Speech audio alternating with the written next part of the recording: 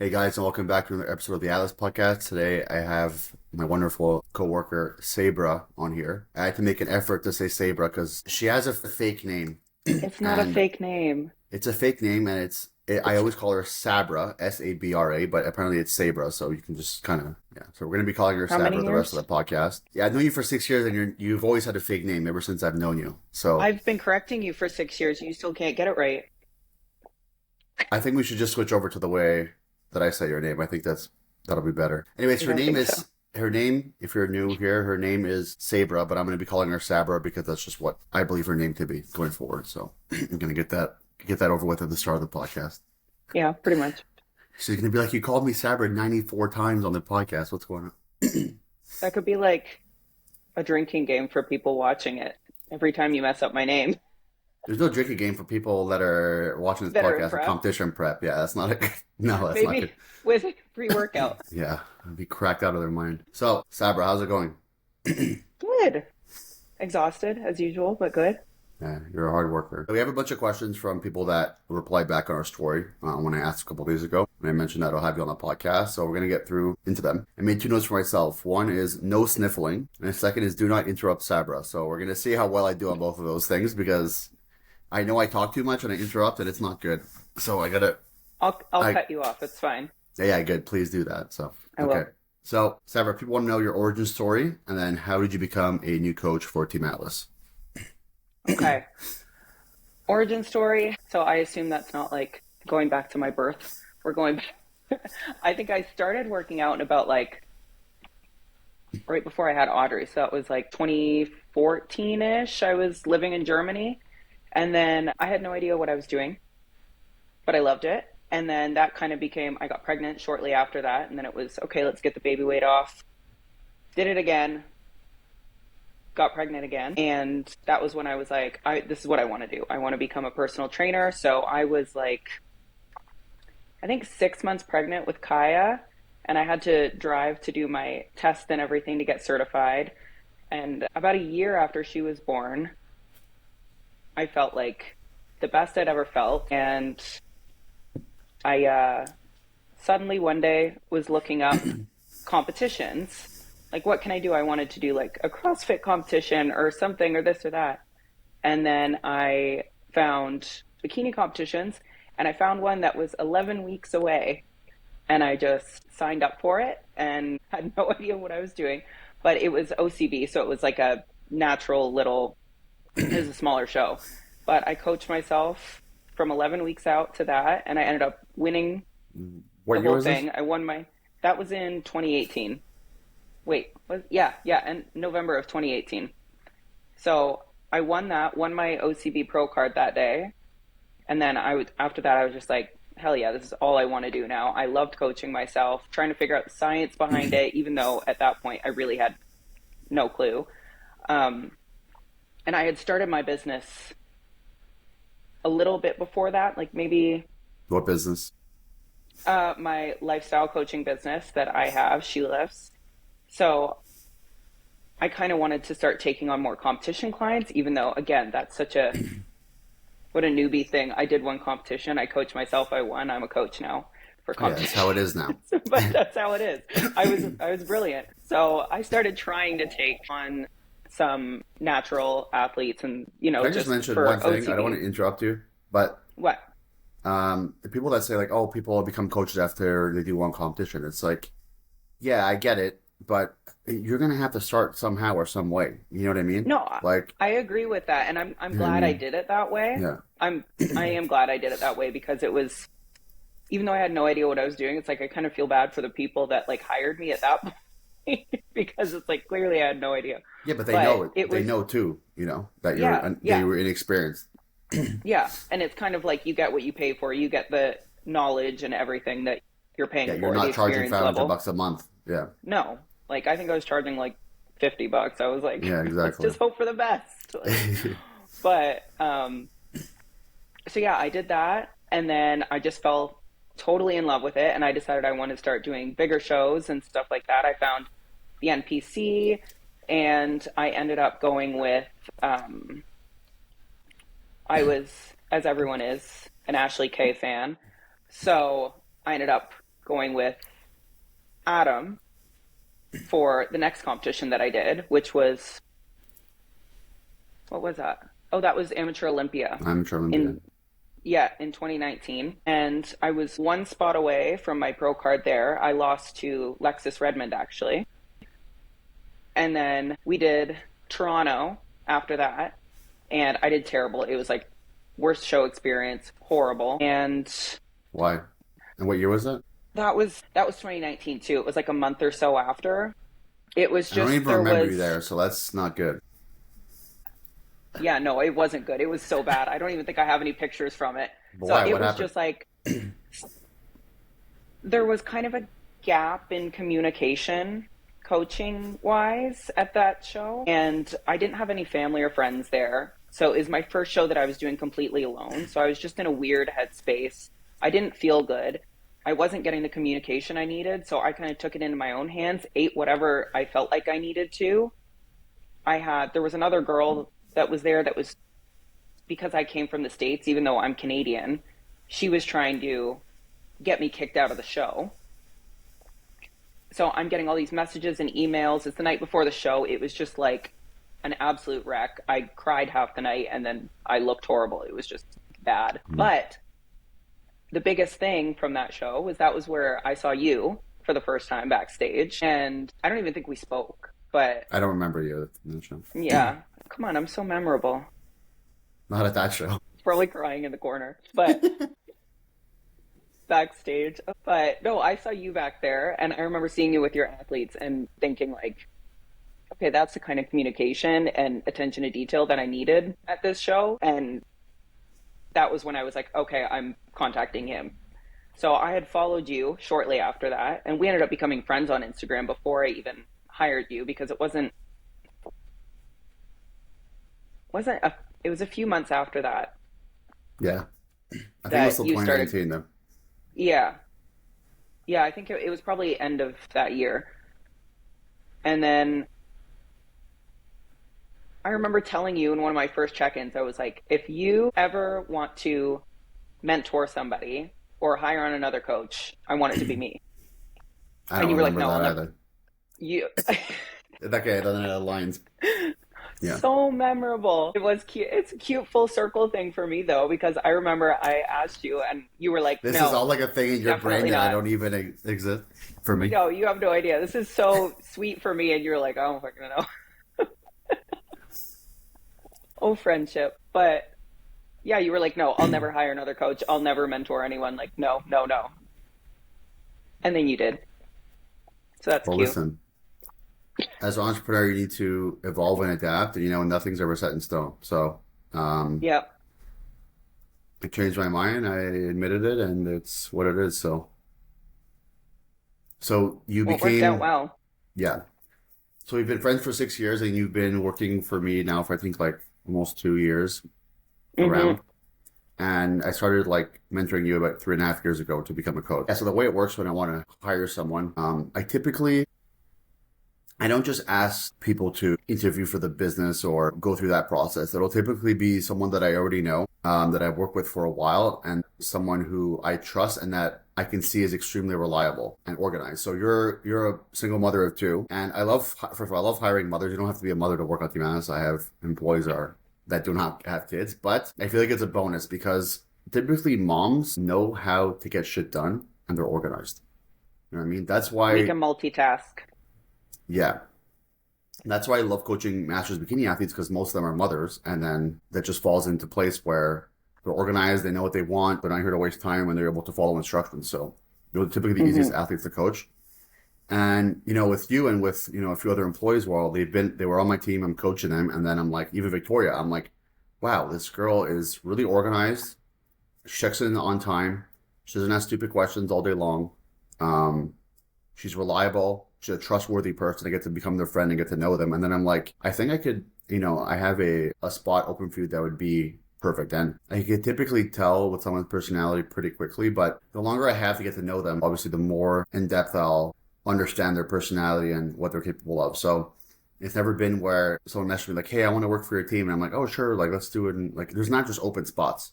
It's rare. I hire someone new every 1.5 years, 2 years. Right? I mean, it's a very specific person. You got to mesh with our culture on Team Atlas. We like to these We're our silly. my employee group chat is me and Saber being retarded, and the other and my other employees just they're like Y'all just liking gotta our chime comments. in They just like or laugh. yeah. I would consider you one of my best friends. Honestly, I think I talk to you more than anyone, and we're just like we're very similar, and we're No, always I having a know, good me time, and too. it's fucking funny. But that's the people I like to be around. You know what I'm saying? I like people that are No, for efficient sure. and effective and work really hard, but also know how to fuck around and joke around. You know what I'm saying? Like Yeah. life is too short, and I like to. I feel like I'm making a quote from my bathroom wall or something right now, but Aw, live, laugh. nah, nothing. Anyway, I'm like I like to. I can be serious, but I really like to joke around and fuck around. I just like to have fun. You know what I mean? So, Well, yeah, and we that's the always have best. so much fun when we travel and stuff too to shows. Yeah, And then even if we have a work call, by the end of it, we're like laughing about something else. yeah, exactly. But the most important thing is we get the job done, but we could also have a good Yeah. time doing it. You know what I'm saying? Then Hmm. that makes working fun and something that you enjoy doing instead of having to be serious, 24/7 all the time. Like, Yeah, I I do don't know take how my to do job that. very, very seriously, but I also like to joke around some. And you help me with that because my other employees are not as retarded as both of us. We're definitely, me and you are special We for sure. definitely are at the top. Yeah. So, yeah. So basically, like, I'll every year and a half or 2 years or whatever, let's say I needed like a new position. Um, I'll look at people who've asked me, to work with me, and I'll see that too. But also people who I really mesh with, and I think they would mesh with what our current employees. And it's so easy to determine someone's ability to be a good employee and good, worker by coaching them because they have to check in on time all the time. They Hmm. can't be late. They can't be making excuses. They're able to follow a diet. They're able to like adhere to instructions. They're coachable. So it's like all of those aspects I get to see in every single athlete before I even hire anyone, which is like perfect. Like that's an employer's dream is able to see all of those attributes come into play Yeah. before you even hire them, which is not even like I don't even think that is even possible to happen in real life. It's kind of like an internship type of thing. No, it's like you get to vet them and make sure they're dependable, that Yeah. personalities mesh, that they're organized on time. It It's is a like really good way. it's like It's like a everyone, cheat code for hiring. yeah, it is. It's literally like kind of like everyone's doing like an internship, even if they don't want to. Forced So, internship. yeah, forced internship, even if they don't want to work it. But yeah. Anyways, so yeah, I thought that you were really great, and I was like, you know what, I think she would be perfect for my team. We already had like a little coaching biz at that point. And I was like, I could coach her to do this, and I think she'd be really good. So I was like, listen, what we're gonna do is you're gonna like watch me do check-ins, and you're gonna ask me questions and watch kind of like you're gonna kind of watch the process and how I do things, and then I'm gonna have you take over your own clients, and I'm gonna be in the check-ins and make sure that you're doing everything correct, and then eventually you'll take over like 100% of your own clients. So that's what we do now is basically clients, and I'm in each of their group chats to make sure that everything is going well. But I remember when you first started like 2 years ago, you had like 1,000 questions for me every day, and now it's very minimal, and you do a hell of a good job. I'm so impressed with your coaching. It's Thank you. yeah, there's not really many people I would ever trust to coach bikini under me. I mean, honestly, it was just you and Jennifer Dory, and that's it. And there's no one else I would trust because not everyone has the eye. You got to understand the posing. You got to Yeah. have eye for bikini, what the judges want, and understand PD usage. You got to understand dieting, understand when to change things. There's a lot of moving parts to coaching that is really difficult to teach someone, and it's really a hands-on thing where it's like you got to go through everything It's over so and over and hands-on, over. yeah. Yeah, yeah. So I And mean, I also think too, like I'm a note taker, and I'm also, if I'm super interested in something, I will ask, like you said, all the questions. you And never so asked me all we've stupid been, questions though. You've never well, asked me. I I don't have stupid questions. I'm sure I could find a couple actually. Probably.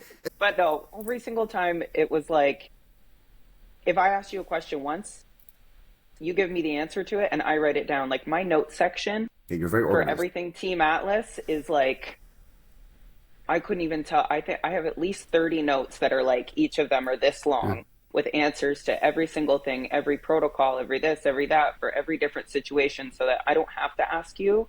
I can go look there first if I don't know off the top of my head. And then if I do happen to even now have another question for you, I do the same thing and I put it in there.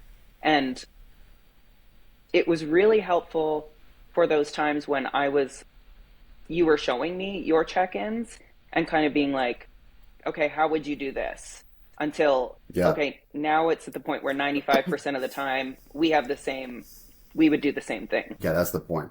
Yeah, exactly. So Yeah. it's like when Sabra was peaking her clients, I was like, she's like, well, what would you do in this situation? I said, no, what would you do in this situation? I want to see what you would do Mm-hmm. first, and then I'll correct you if I think that it's wrong.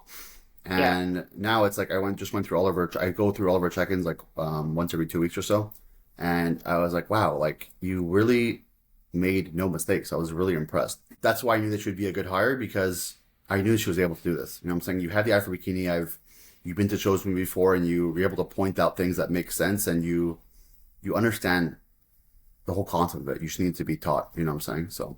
Mm-hmm. And the thing is like I never want to be a team with 35, 40 coaches. I that's not my business model. I've said that since day one, and it's always going to be true to Team Atlas. Quality is number one. I don't care if I Yeah. can make more money. I do not care. Quality has to be number one. There's a reason why, as a single coach myself, I made the most bikini pros in the world last 4 years in a row. I made 23 alone last year in a row.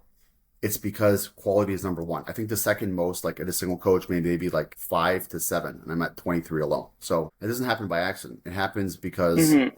I'm able to customize every approach to every athlete, and I take care of all my amateurs. Like if I didn't care about my amateurs, we wouldn't be making the most pros in the world last 4 years in a row. You know, so Yeah.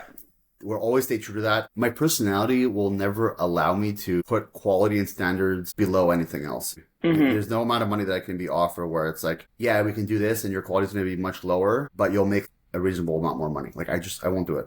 I won't do it. And I feel like I can go that route if I wanted to hire 50 coaches because you can't like, it took me like 3.5 years to coach you how to do this. And you're like, in That's, the last like 8 months, you've been really good. But that's like, how do you do that with 50 people? You can't. I was talking to you every yeah. single day. I was like, you were messaging me every day, asking, you can't mentor 50 people. It doesn't work. Even 3 would be No. very difficult. 3. So that's why I don't believe in that for myself. But there are still teams that have like a ton of coaches that can get great quality. So, I mean, but their business model is different than mine. And I just really like the way things are going. And it's a tight community, you know, like we have you, we have Victoria, we have Hannah, we have Claire, we have Lena, we have a bunch of you guys, but I don't have to deal with, 70 employees, and it's like, it's not the same. I get to be tight, and we are like just small, high quality. That's what I Yeah. like. You know what I mean? And we're not Yeah. a small team, I but agree. we're not a small team, but if, in comparison to some other teams where they have like 50 coaches, then yeah, we are a small team, but we're Yeah. still able to produce the best results, especially with the amateurs because of the way we do things. So I'll never Mm-hmm. sacrifice that for anything. So Yeah. eventually maybe I'll hire another coach also if I need to, but I don't foresee that happening, soon unless I randomly get like another, Dedicate another 3 years to coaching someone to yeah. coach. If I reduce my prices, I probably could do that, but then that's not going to happen. Then I have to hire another coach, and it's going to be. I don't want to get into that Yeah. like having 7 million coaches on my team. I don't want to do that. So Mm-hmm. the next question was, how do you determine your coaching prices? Do you have any insight on that? Um, I don't. We can just No, cut that part out. You can answer no, this. no. We're keeping it in. What do you want me to There's know? no edits. What? You don't have to know the answer. You don't have to know Oh, the answer. stop. What? No, you take this one. You determine our prices. Okay. Well, anyways, I basically your coaching prices are going to be whatever the market is willing to pay for it, just like anything else. So when you first started coaching, for example, with you, right, you said you were charging athletes like $50 a month. When I first started coaching Mm-hmm. in the end of 2015, I coached my first like 2 or 3 athletes for free Mm-hmm. because you got to get your name out there. You got to start. You got to hustle. You got to really put yourself out there. And typically, people are not going to be willing to pay a big dollar amount for someone who has no experience, right? And so I had to, coach some athletes for free. And then finally, when you get a few wins under your belt, then you could charge, a little bit, then keep increasing. So we were, I think, a year and a half ago, and I was at like North Americans, and we had like 20 athletes, and I was just like, I was not sleeping at all. I was working 7 days a week. I still work 7 days a week, but I was working 7 days a week, 18 hours a day. Clients in China, Australia, Europe, Canada, US, everywhere. And there was shows on Fridays, Saturdays, Sundays, and Mondays, like every single week. And sometimes in Mm-hmm. China, they have shows on like Tuesdays. So I was like waking up at like every night, like 1, 3, 5, 7, 9 to like doing all these. It was impossible. And I was like, Those are I hard shows. No, but it's also like had 20 people in person. Plus, I was doing all the check-ins of the athletes competing on the Yeah. Fridays, the Sundays in different countries, different time zone. And I was like, and we're getting so many inquiries, and I was like, I can't physically take on any more athletes. It's Yeah. impossible. So I was like, what am I going to do to keep quality control and be able to grow my business? Because yes, as an entrepreneur, I always want to keep quality as number one thing, but I also need to grow my business at the same time. So what do I do? So I was like, the market's showing me that I can increase my prices because clearly my prices are not high enough if I can just have 5 million people inquire I want to join a day and I have to turn people down because I can't take any Yeah. more. Like I was turning people down because we couldn't take any more athletes. And I was like, that's bad business. So if you're leaving money on the table where, you just because you're at a capacity, you need to be able to grow your ability to take on, more clientele. It's just like the same thing with like an inventory thing where it's like, let's say you're selling out and you ran out of inventory and you can't sell anymore because you have no more inventory. It's like, that's just bad management. You need to control your inventory better. So it's just, as a business, I need Hmm. to find a way where I can take on more athletes or athletes at a higher price and be able to grow my business while keeping quality. So I was like, what am I going to do?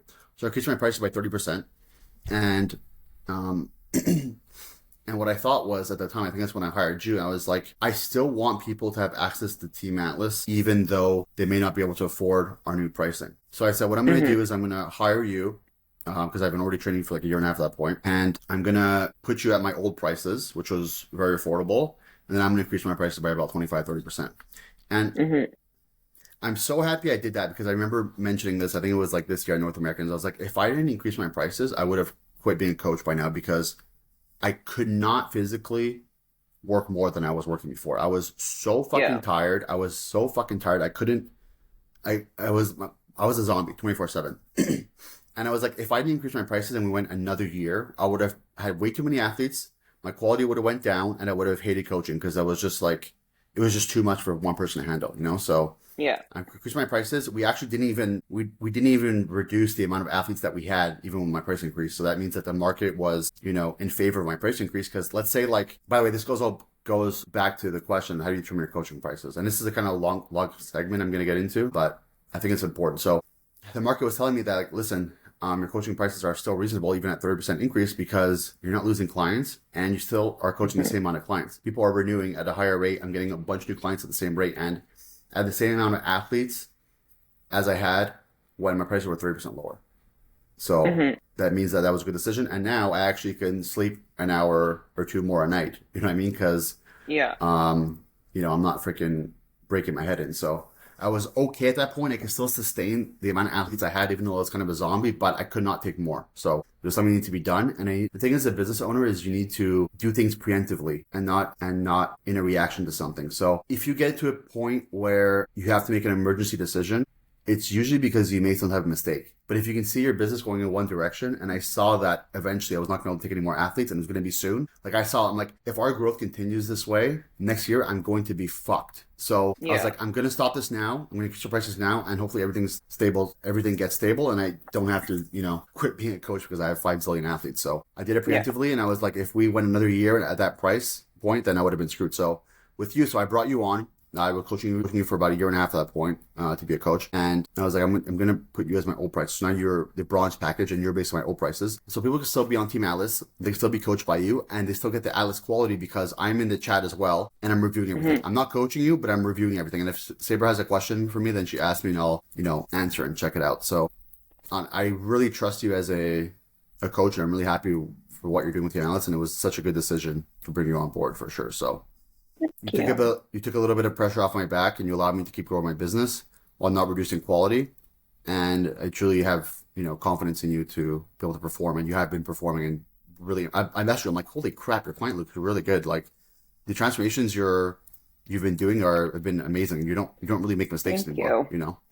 I think like Yeah. once I'll be like, you raise your cardio 200. I'm like, I think I would have maybe dropped their cardio to like 150. It's very rare that'll happen, but Hmm. I'll be like, I think you should do this instead. But it's once every 2 months. So And I think too, going back to what you were talking about before, I think it's probably nice, and I've actually had a few people who have inquired kind of say this to me, is that it was a really good idea in a different way for you to bring me on as a coach as well, because there are some women who just like to be prefer to be coached by a woman and have that different dynamic with their coach. And so in that way too, for the people who are like, I want to join Team Atlas, but it's just my personal preference to be coached by a woman or whatever, they're still getting that woman to woman experience, but with your expertise and you still in the chat and you still overseeing everything. And I think that's another really good advantage. Yeah. That kind of change brought too.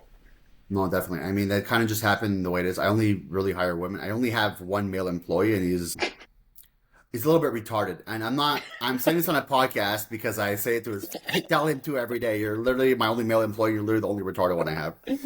But I don't know, just women, I feel like a lot of times they're more coachable. They're more, they can be more independent when I give them a task. And it's just, I don't have to like remind them to do things 500 times and then you never get back to me. You know what I'm saying? And yeah. Yeah. So he's just my web developer. I love him as a friend, but fuck, I want to kill him every day. I swear to God. I tell him, I'm like, I'm gonna kill you, Chris. I swear. But yeah, and yeah, fucking Chris. Poor me. Yeah. I had my accountant too was a guy as well, and I got him through a referral because I have some friends who own a lot of properties, and this guy was managing some very, very large accounts. And he took me on kind of as a favor, and he was like 80 years old. He dealt with clients who were in the 100 million plus range. So I thought, wow, I have like a really good opportunity to work with this accountant. He's going to be great. He's going to be reliable. He's fucking retarded. He's like 80 years old. He was at the end of his career, so he was retired. He didn't care anymore. He would like forget things, like not know what's going on. I would have like late fees for late tax filings. I was like, I'm going to kill you.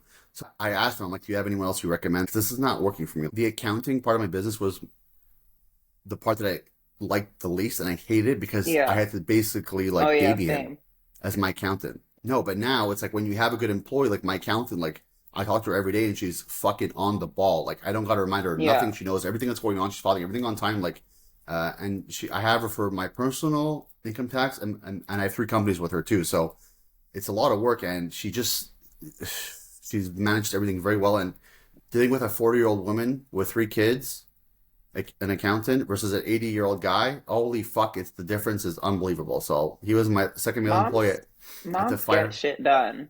Yeah, that's exactly. I've realized that. So yeah, exactly. So anyways, going back to the determinate coaching prices thing too. So I get asked this a lot, even during inquiries, where it's like, and I see this actually on like Instagram too, where it's like girls will typically join like a team where the coaching price is, let's say, even half of mine. So let's say I'm charging $550 a month and the other coach charging $300 a month. Okay. The way my mind works and the way your mind should work if you're a successful entrepreneur or you understand how kind of life works in itself is value, and the price of something isn't necessarily just based on the number that's immediately in front of you. So let me give you an example. So let's say you want to become a pro, right? And you have 2 options for a coach. One has made 1 pro in the last 10 years in the bikini category, and one has made 23 new bikini pros in 1 year and the most in the world for the last 4 years in a row. But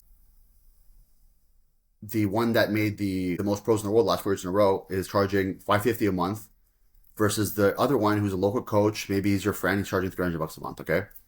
And you want to achieve the goal of becoming an IFBB pro. Which one are you going to choose? Well, a lot of people might say, well, I'm going to choose the $300 a month coach because it's cheaper. So you will pay so much more long term because you won't achieve the goal.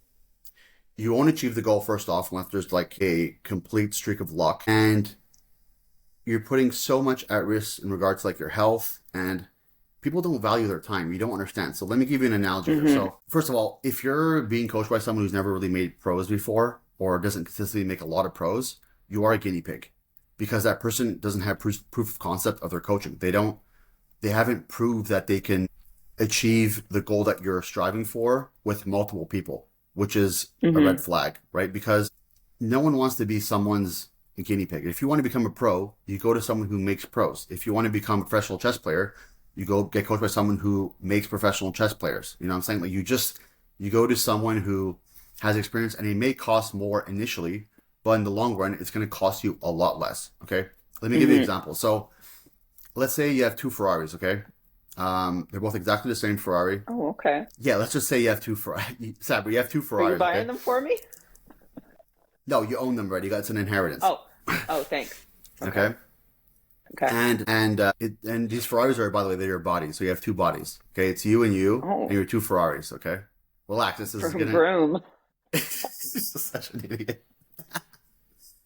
Anyways, you go to a track, right? And you're offered someone you need someone to drive your car in an extremely important race to achieve your goal. Okay, and you have the same Ferrari in both. You have two Ferraris, and you have the option to hire the person who's won the most races in the world, the last few years, to drive a Ferrari at a certain price.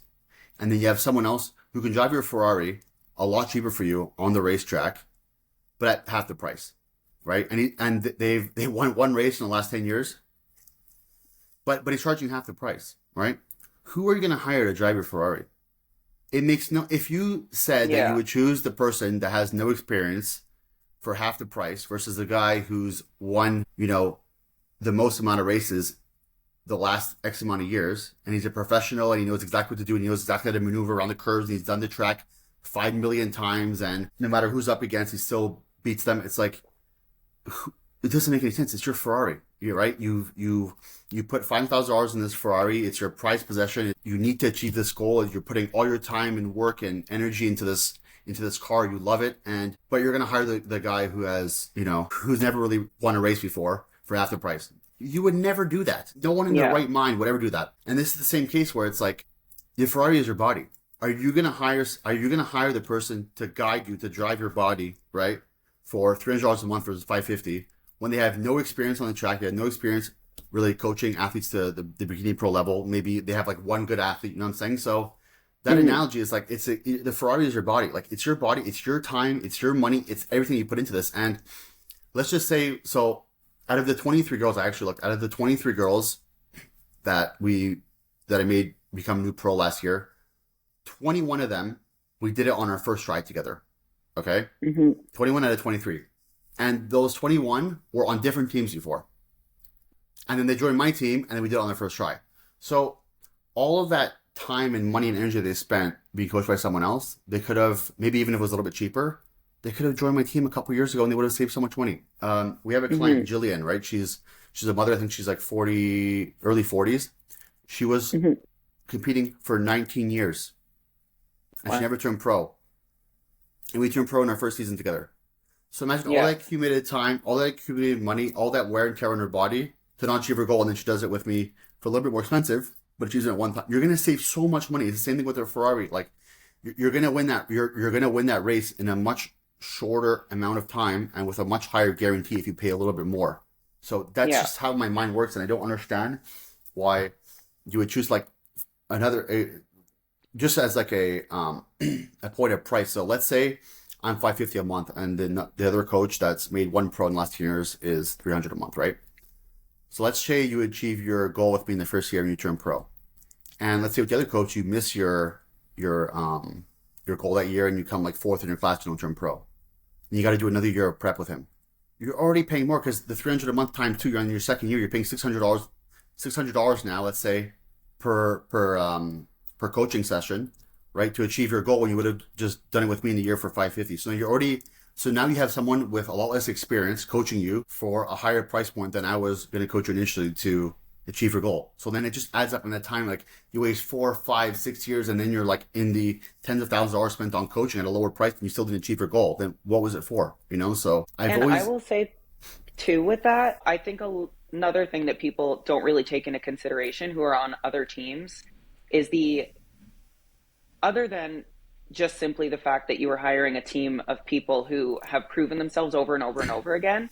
So yes, that itself explains a higher price point. But at the same time, we give every single athlete that has come to me, and I've heard you say it about yours too, has mentioned that, oh my God, the amount of information, attention to detail, all these extra things, like the documents that we send out, the posing examples, like this, that, we send so much no one extra. does this. No one does this. No one does. No one touches it. And you hear it It's a from lot of more every work. single athlete Yeah. that comes. So it's not only that you're getting better results from a team with this level of experience and expertise, but you're also getting all of those extras too. So is it we're worth very it? Like, passionate about what we do. Yeah, like the thing is also like with mm-hmm, pricing your service or product with the market, it's like I wouldn't charge these prices if I wasn't getting clients and returning clients. You know what I mean? Because the market would tell me, mm-hmm, hey, you're charging too much for the value that you're outputting. So that's how you determine your price. It's what's your value, and if your coaching is worth that value, you're going to get clients. If it's not, mm-hmm. then your coaching is not worth that value, and you have to reduce your pricing. That's just how it works. That's how Yeah, any business works. You know what I mean? There's going to be a price point where you're able to get in clientele and keep your quality, and the market's going to tell you. Same thing with stocks, with everything else. The market determines how much you're worth. The same thing for an employee salary. The market is going to determine how much that person is worth, or else they'll go somewhere else and someone will hire them for more. That's just how yeah. businesses work. So the market's going to tell you how much your coaching is worth, basically. So you can put a price point and then try it out, and then if it doesn't work, then reduce it or increase it depending on what your goal is. So and Mm-hmm. 1.2, where you were mentioning like the value that we give, like I know we give more value than any other coach, that I believe, because of how much the effort we put in the detail and everything, and how much we really care about each amateur athlete. And I don't even have to say that, because it's literally just proven. Like, you Yeah. don't make the most bikini pros in the world by luck. It's a proven strategy and a proven concept that we've done over and over again, year after year, showing that we make the most. It doesn't happen by accident. It happens with, understanding the division and understanding how to coach the division, understanding how to get the most out of each athlete. All of these athletes have different bodies. They have different needs. They have different, metabolisms. They have different requirements for PEDs. They have different, structures and strengths and weaknesses. And to be able to get the most out of every athlete, you need to understand the coaching. You need to really know what you're doing. So Mm-hmm. I love that we have that proven concept where I can say this is the fourth year in a row where we made the most. This is going to be the fifth. This is going to be the sixth. Because it just shows that it's not a fluke. Let's say like someone wins the Olympia Yeah. one time, and the next year they come like fourth. Like there's a lot of fluke situations. Even when like there's like a low level coach that makes one pro, like wow, they made their first pro, and then they'll make a pro again for the next 7 years. Like that was probably a fluke with one freak athlete. You know what I mean? Yeah. Sometimes the coach will ride the coattails of that one athlete they made pro to like market their business. But that is a marketing strategy, but you got to see through it. So Yeah. yeah. And I don't plan to increase my prices anytime soon, but right now everything's going very good. I like the infrastructure we have. I like how everything is just kind of like smoothly ran. The gears are just going. You know what I mean? Like it's like a Yeah. well-oiled machine that we have. So That's exactly what it feels like. yeah, I know. I think I stole it from you, so like 2 months ago or You something. did, because I think I did say that exactly. At least I gave you credit. Yeah. Thanks.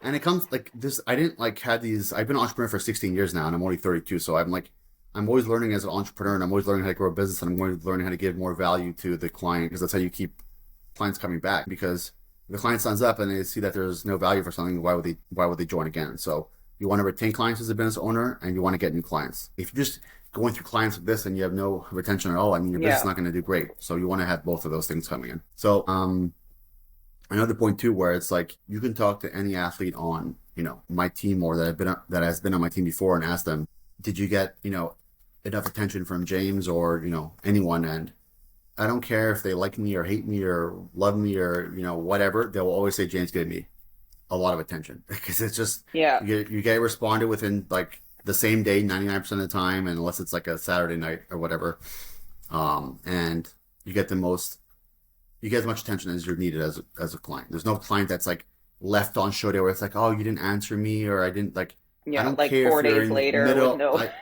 Yeah, I don't care if you're in the middle of fucking Bangladesh and you're at a show or whatever. Like, I'm gonna answer you if I wake up at 3:30 in the morning on your show day and make sure that everything's set, so you don't feel alone at Yeah. shows.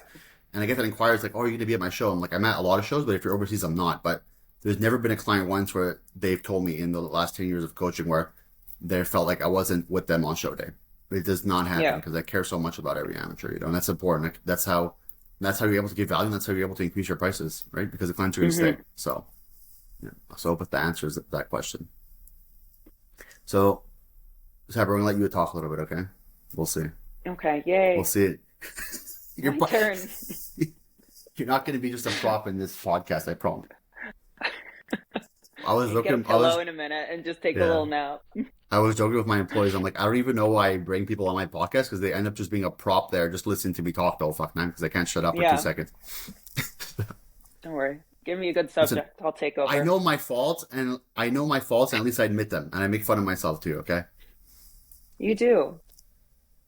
Yeah. You have a couple faults, but Yeah, right. Okay, so Sarah, how to switch Okay, what? coaches? How to switch coaches when you have become good friends with them? Mm, just be honest. I don't think I don't think there's a just don't ghost them or give them some bullshit response to it. I think if you feel like the dynamic is not working and you're not either getting the communication you need or it's just not the level of coaching that you desire to have, just say, look, I adore you. I have loved our experience together. I'm ready to go in a different direction and try something else. And I hope that that doesn't come in between us. And hopefully they're not petty. You nailed it, honestly. Yeah, there's no like super correct answer, I guess, to it. But I think if they're your friend outside of coaching, then they're still going to be your friend and they should understand. If they're yeah, just friends with you based on your coaching relationship, then that's all it's going to be. Then you're not going to be friends with them anymore. But if it's actually a true friendship and you like each other and, there shouldn't be any animosity afterwards. Maybe their feelings will be hurt. But if they're a friend hmm and they want the best for you and they could understand where you're coming from, and you're like, listen, like I've been with you for 4 years now. I want to turn pro. I haven't turned pro yet. You still haven't made a pro, like in a nice way. Don't say it like that, but say it like in a nice way. And I'm like, I wanted to try someone with a little bit more experience, but I really appreciate you and I love you and I still want to be your yeah, friend. Then if they're your friend, actually your friend, they'll be your friends. I have had athletes that are not on my team anymore, have retired from competing, and I still talk to them, 2, 3 times a week. We're hmm still friends. That we're not. Our friendship isn't contingent on them paying me. You know what I mean? That's not a Well, and friendship. I think too that if you are worried that your coach slash friend is going to put up a big stink about it or be offended or be this or be that, then they're probably a little insecure. And that should also maybe be a sign that it's time to move away from that coach. Because if your coach is insecure about their coaching to the point where they're going to get upset with you if you leave their team, then A, that doesn't really feel like you said, a true friend. And B, you probably should just go because if they're not confident in their coaching abilities and get offended by you switching, then they're probably not that good of a coach. I mean, if your friend's a logical person and you explain to them that like you want to become pro and you've been with them for a few years and they're still not pro, it's like, I mean, it's a pretty reasonable thing to say. Yeah. Or maybe like let's say you're friends with, like, I've had an athlete where it's like I did increase my prices and she was like, listen, I really can't afford like the new coaching and she was on my team for only like a year and she's like going through financial struggles right now and offer like a little bit of a cheaper price and she couldn't and she wanted me to like reduce my price by half and I was like, I really can't do that. So to join a different team Yeah. that will support her new budget. And I'm like, yeah, I completely understand. I can't offer you my service at half prices. Yeah. But I'm still gonna be your friend. I still see her at shows, and she still sends me like funny things on Instagram like every day. And I'm not like, oh fuck you, like you're not paying me anymore, like we're not friends. Like I don't Yeah. care about that. You'll only Yeah. usually get that from lower level coaches, though. Honestly, too, when you have like a big business and um, you have athletes like coming in often, you're gonna be less insecure, and you're gonna trust your coaching. Where it's like, yeah, you can leave. It's totally up to you. And at the Yeah. end of It's the not day, a big deal. it's your dollar, it's your Ferrari that you want someone to drive. You choose who drives your Ferrari. It doesn't matter, like, at the end of the day, like you don't have to be friends with the person driving your Ferrari as long as you trust that person and you're putting your money into them. I like that You're really analogy. Okay, stuck so on this isn't it a Ferrari. good analogy though? I thought about it like 4 o'clock at It's night last pretty night. good. I Did know. you write this out? I can see you in like your At little 4 o'clock at night, I was Ferrari. like, I literally did. I was like, because I looked through all the questions last night and I was at 4 o'clock in the morning. I always do that. And I go on my phone and I'm like, fuck, I gotta write this down because then I forget. Whenever I have like some thought or idea, I write it on my phone. I don't care if I have to like wake up and just for 2 seconds and do it. But it's a good analogy because it's like in that scenario, it's very similar to the coaching thing. Like, why are you gonna hire It's pretty someone that's a good. lot less qualified to drive your body slash hmm your Ferrari when there's no proof of concept? It doesn't make any fucking sense. So, Yeah. and that's how I look at life too. And that's but people with that mentality, just in general, not just like who are they're hiring a coach, are typically people who are really good entrepreneurs and people who achieve a lot of success in their life because they understand value and understand the value of their time. People that only look at things on surface level and they don't really value their time and don't really typically get too far in life because they just don't. You got to see deeper and you got to be able to um, have a lot of foresight and understand the value of things, not just based on the price point you see immediately. I'm saying Yeah. there's a reason for those things. So, yeah. So next question. How do you deal with reverse dieting? Tips, do's, and don'ts? By the way, Vanity asked this question. What's up, Vanity? So, reverse dieting tips. Biggest one I think is that I learned the hard way is don't buy the snacks that you're craving to have at home post show. I craved popcorn so bad through my entire last prep, and I did the dumbass move of buying a big bag of that pink Himalayan salt popcorn, and I just had it like sitting in my cupboard, and I would stare at it every single day until after show. And then, of course, I devoured the entire bag because it's sitting right there in my kitchen. And so be smart. Don't stock up on all these snacks that you've been dreaming about the whole time because, yes, you can incorporate them a little bit here and there after. But if they're there and you know that you don't have self-control, then don't do that until you are reversed enough that, yeah, okay, you can have a little bit of your favorite popcorn or you can have this, you can have that. Be smart about it. Another big one I think is to have a support person, whether that's like your coach or a friend or someone that, again, if you know that you're not very good at reversing and that that's a big struggle for you, then have someone that you can reach out to that's like, okay, if I reach out to you and I say like, I really feel like I'm going to binge eat right now. I want to just go haul half my friggin' kitchen into my face. Have someone that you can call and let them talk you out of it a little bit. Hold yourself accountable, but it's okay to lean on other people for support too. Or like I tell my athletes too, like I just had one that competed in, what was it, November? And she already told me on a phone call that we had before that she really struggled the last time that she had to reverse. So every single check-in after that, you know, I had her check in usually we switch right back to like every 10 days after a show for check-ins or whatever it is. And I told her, I was like, if you want to just stay on 7 for a little bit, that's totally fine with me. I would shoot her a message and be like, you doing okay? Like, if I haven't heard from you, like, are you good? So I think being in a supportive environment where you know people are watching you, checking in on you, that helps a lot too, to have a good reverse. Yeah, that's kind of all I can think of. Yeah. I think, first of all, we didn't even mention that you're also a bikini pro. Like, Oh yeah. yeah, we forgot. We just kind of skipped over that. So you're a Oh bikini yeah, pro, in and my we history, did it on in our my first try origin together. story. So me and Shabber did we did 2 shows together, turn her pro, or one overall at our first show, and then she won her pro card the next show a couple weeks later. So was it a week later or 2 weeks later? It might have been 2. Yeah. No, it was more. It was more than that. It was 3 weeks later, and Okay. then I won my pro card, and then we did my first pro show a week after that, and I You got top top 10. 10. Yeah. So yeah, so she Woohoo. understands the struggles of prep while doing it as a mother, you know, and an entrepreneur, Woohoo. and she achieved the goal of becoming a pro. So she's been through it all, and she's able to relate to the athletes too, which is a big benefit, you know. Yeah.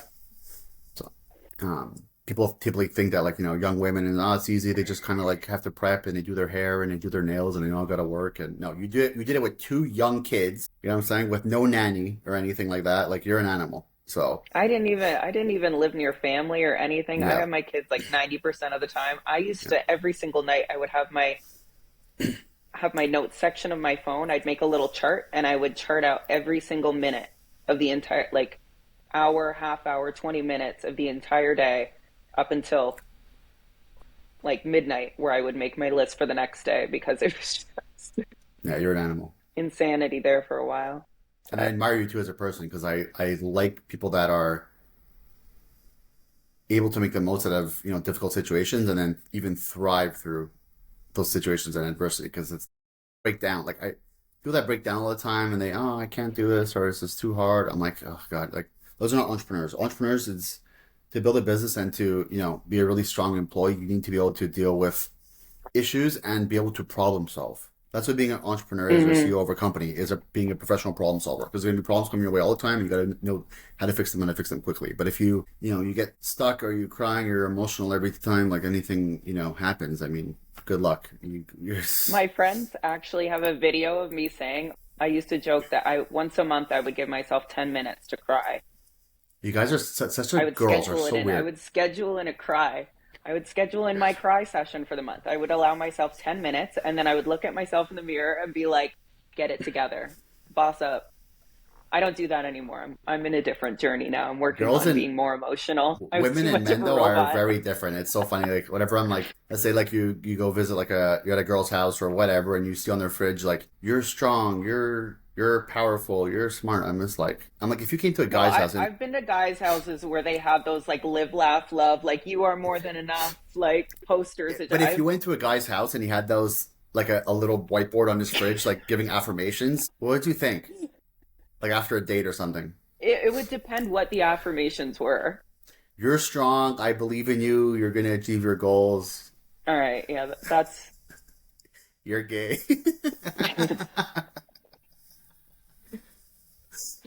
And then you see a schedule and he has like a crying from 6:45 to 6:55 p.m. on February 4th. What would you do? You know what? I think more men should cry. I think that men should cry more, for Yeah. sure. But maybe they don't need to schedule it in like a psychopath like me. But that was just also my like OCD kicking in. No, but I've heard that a lot where it's like girls like, yeah, I need to have a crying session and just let it out. I was like, I've never felt that way in my life. It's not just like I don't think the majority of men like hold it back. I think it's just we have to be just wired differently. The last time I cried was like at like my uh, cousin's funeral. You know what I'm saying? She's 23 years old. So that was fucking terrible. Yeah. Last time I cried, I think before that was I was 12 years old. You know what I mean? So it's just like I've not got that long. maybe. I Last don't time know. was 12. Maybe. It sounds like you need a Actually, good I cry think session, one of my James. first girlfriends like broke my heart or whatever, like fucking so rude. I think I cried once then. Do It's you I don't want know. to? We can, when we go to We'll the schedule it Arnold in. together, we can schedule in a cry session. We can cry together for a while. Can you pat me on I my think back you're while I cry? overdue. I will. I'll give you a little head rub. But it's not even it's not like trying to be like a manly thing. I think it's just I don't have that feeling to want to do that. I'm not like about to cry and I'm like, oh, I'm gonna Yeah, hold it in. It's just like I just don't. I don't know. I don't think. I that's think how I that's. felt when I was on Prozac. Gabby always says James has no feelings. He's not sensitive at all. That's why I like go hunting. I'm like, no, it's not how it is. I have feelings. It's just the way I cope with things is trying to find solutions and trying to find solutions to them quickly. Like even like a girl I'm seeing or whatever, and they come with their problems. It's like, no, let's think about this logically. You know what I'm saying? Let's find a solution. Let's overcome it. Not like, okay, let's feel bad about myself for a little bit and realize that I need to let out and then find a solution. That's not how I, you know what I'm saying? I'd rather just Okay, try to find. we're gonna get into therapy here though, because this is something that I actually went to therapy and Oh, we here we go. discussed a lot because that's how I was before. And now this is why I said I'm in a different part of my journey where it's like it's okay to feel feelings and make space for those feelings, James, and for your crying occasionally. You're gonna And make me then you cry. can, good. I hope you cry. What? So That's rude. beautiful. No, It'll but feel so good. I don't think so. I think I would look at myself after and be like, oh my God, like I gotta put some fucking notes on my Well, fridge. that was gross. You're so fucking funny. I don't think that would make me feel better, honestly. I don't. What if you cried right now and I was like, ew, stop. Yeah, you want a guy crying all the time in a corner of your house? I love when a guy cries. I really do. Really? Well, unless they're crying too much, and then it's like, okay, shut up. Like you're doing too much. What's the crying quota for a guy that's like a reasonable amount, and then like over that is Oh, like, hey, like you need to fucking relax now. you can cry like no, but there's different levels of crying because Yeah, if and you're what's it like over? yeah, if you're hyperventilating crying over something, that's gross. Are you allowed to Unless it's hyperventilate cry? Yeah, if you're a girl, unless yeah. it's about like a death. You can Yeah. hyperventilate, cry over a Okay. death, anything else. And then Yeah. if it's like watery eyes and like one tear flowing down the cheek and it's like something like you're gonna lose me, then I'm like, it's okay. And Yeah, that's okay. good. Okay. That's 'Cause then it cute. shows they're That emotional, shows but they're not like they have some constraint. but they're not like throw Yeah, up like, crying. yeah, like I'm gonna. That's Yeah, it's a better. little bit much. Maybe you just mean so They much to have them to that they know how just to have handle to themselves. hyperventilate. Do it in Do like they the privacy of your own home, hyperventilate? no? They can't hyperventilate cry once if you say that you're leaving them for good. Maybe. Like But they one would have time, to but be in a after. they would have to be in a really nice outfit though or something. Because like imagine they were in like an ugly outfit and doing that. Hyperventilate crying?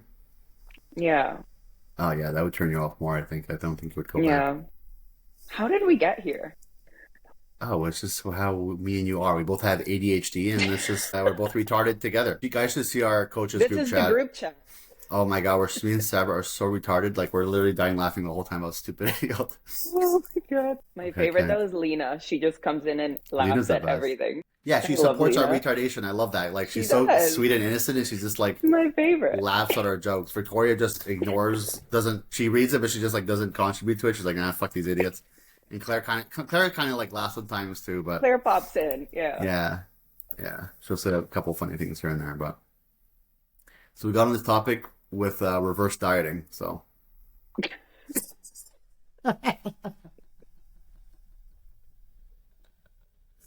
fuck it Oh up. my God. Okay, so yeah, reverse dieting. All right. I Whew. talked about this a lot on the podcast before.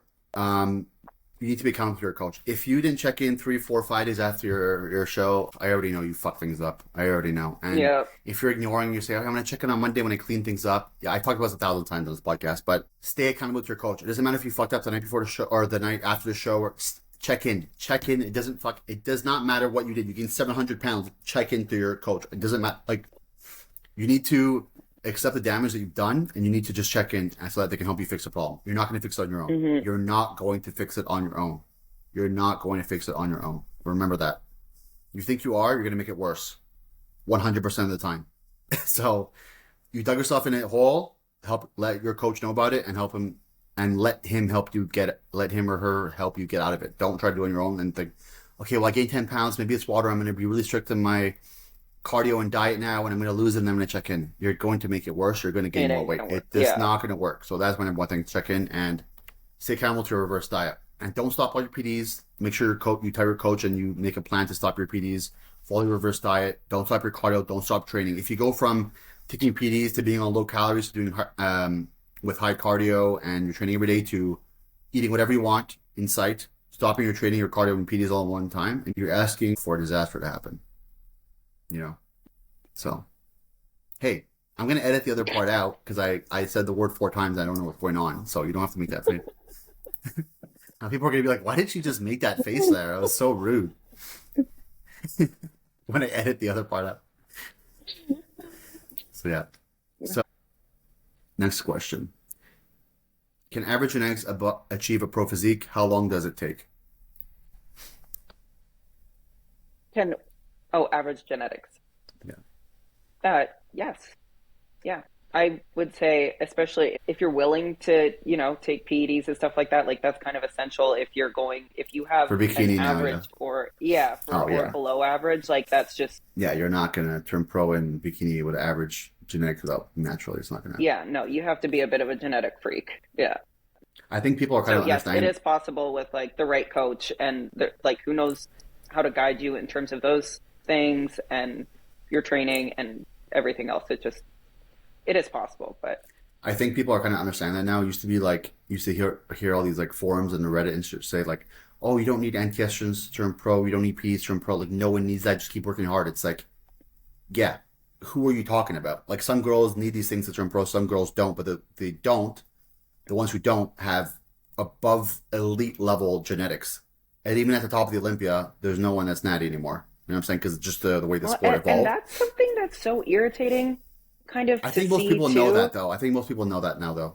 People know that, but it's like, I understand why you can't be overly open about it, but I think that there's kind of a responsibility to be a little bit open about it at this point. Yeah, it's true. Honestly, it's the thing with sponsors. I don't know if even they would care about it that much more, but that was the thing like back then where it's like, even like in the 80s and 90s, that people don't talk about steroids because it hurts your sponsorship. But I think like supplement companies now wouldn't even care that much. No, because it's just like you're just lying to people. It's such public knowledge. The only people who don't know or think like, oh no, this person's natural or this person's natural are people who are just coming into the sport and have no fucking clue what's going on. Yeah. Like, we think everyone's they're natural. the only ones. Yeah. I Just really because like it's not something that people openly talk about. I really like the introduction of the fit model division for this aspect where it's like a lot of the top girls probably are not going to take PEDs or very minimal. Like I had a call with one of my other athletes And she has a beautiful structure, and she leans down very easily. This was yesterday. We had a call, and she's like, yeah, I kind of want to just stay natural and not really, take PEDs. And I'm like, that's perfectly fine. So you think you still turn pro? I said, it's going to be physically impossible for you to turn pro in a bikini athlete because you need to gain 15 pounds of muscle mass to turn pro in a bikini athlete from where you are now. And you've been training for 5-6 years, so it's not like you're going to have newbie gains. But I think the fit model division might be perfect for you because you're very slender, you have long limbs, you have a small tight waist, like you have a beautiful look, and you can probably achieve your goal in that category a lot better while not taking gear like you don't want to. You know what I mean? So I'm like, this category perfectly aligns with, having a fit shape, not having glute tines, not having to take excessive amount of PEDs or any for a lot of girls. And it's still hard work in the gym. You still got to put in the work. You still got to do, everything that's required like a bikini athlete, but maybe take less PEDs, and it's going to be a lot less, I think, genetic heavy in that regard. So that's why I really like that category, because it's not going to force girls to have to take PEDs. Now, if you want to be an Olympian bikini athlete, you're not doing it natty. You know what I'm saying? You have to take it. So it doesn't matter what anyone says, you have to take it. So except for like maybe 1 or 2 girls at the Olympia, but they're in the last call at the Olympia. So I really was happy with the fit model division, with the introduction of the fit model division, for that point where it's like, now athletes have more choices and they can choose, hey, listen, I don't want to take gear, but I still want to compete, and I still want to look great, and I still want to like look hot and whatever. Then perfect. You can still compete, and you're still like these girls, like these fit model girls are going to look damn good on the stage and in real life too. You know what I'm saying? So I'm really happy about that. So, and in regards to like genetics, I think I could turn almost anyone pro in bikini, regardless of the genetics, if given a reasonable amount of time, and they're coachable. So, and bodybuilding, I think I mentioned this a couple podcasts ago, but in bodybuilding, it's very different. Like as a man, you got to have like pretty fucking good genetics, like unbelievable genetics, and like 20 years of training to become an Olympia level bodybuilder. As a bikini athlete, I feel like I can do it with almost anyone, given that I have a reasonable amount of time. Almost, like I would say 90%, honestly. If they're consistent with everything and they're on their diet and they're like year round coaching them, not if they're going to off season, doing off season on their own 8 months a year, then no, obviously. But I think with 90%, I could do it. So let's see how to grow your income, getting more clients when you start as a coach.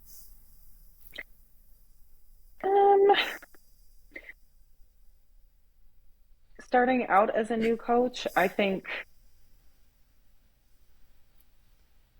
posting what you do have for transformations at that time, I would say you kind of have to invest more of your time into than expecting a lot of money right off the bat. Have people that maybe pay like I did years ago, who are paying either a little amount or even nothing, and create some good transformations that you can prove that you know what you're doing, and at the same time get that practice in. Put out free courses, free information, things that are going to bring people to you who you can then show what you're capable of giving, and then say, okay, here's what I have for you that's even better, but you got to pay for it. Did you take that idea for me? No, I didn't. That's how I built my entire business model. I just talked about this like last week that I mentioned you guys with the ebook I told you guys all to read. Yeah, I don't need to read that ebook because I already knew that. Pretty weird. No, that's what I did. I started with, what did I have? It was a free like macro counting ebook that I made years and years ago, and I put that out. And then what? Do you want to see it? I have the PDF. With that food swap calculator? That didn't exist. That didn't exist. I mentioned the value that I'm putting out with that being it free. I will show you my PDF that is from my ideas. It even has a picture of me before I even have my boobs done. So that's how you know that it was way back then. Even if this is fake news, I don't care, because now we're on the same team and we're working together, so this is good. We're aligned with our visions. Even if you stole my idea, I don't mind. That's what I'm saying. I didn't, because. Oh. Okay, we just read a note. Do not interrupt Sabra, so I'm going to go back to doing that. Okay, continue, please.